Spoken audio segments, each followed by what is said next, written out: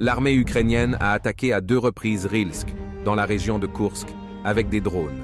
Les munitions larguées ont endommagé des infrastructures civiles.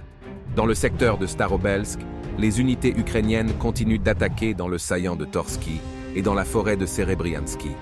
À l'heure actuelle, toutes les tentatives sont contrecarrées par de denses frappes d'artillerie.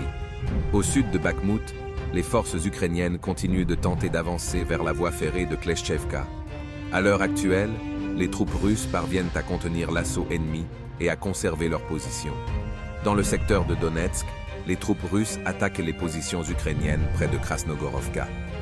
L'aviation fournit un soutien actif en frappant le personnel et l'équipement ennemi. Les troupes ukrainiennes continuent de terroriser la population civile du Donbass. Une personne est morte à Donetsk et au moins 2 autres ont été blessés. Et non loin de Yazinovataya, une femme enceinte a été blessée.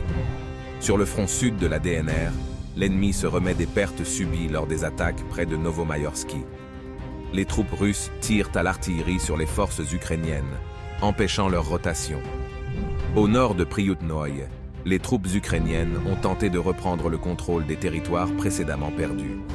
Les forces ukrainiennes qui progressaient ont été rapidement détectées et repoussées par des tirs d'artillerie. Dans le secteur d'Orekov, l'ennemi continue de prendre d'assaut les positions russes entre Rabotino et Verbovoe. À leur tour, les troupes russes mènent une lutte de contre-batterie, notamment en utilisant des drones lancés de manière ciblée. En région de Kherson, 2 groupes de sabotage et de reconnaissance ukrainiens ont de nouveau débarqué sur l'île Pereyaslavisky.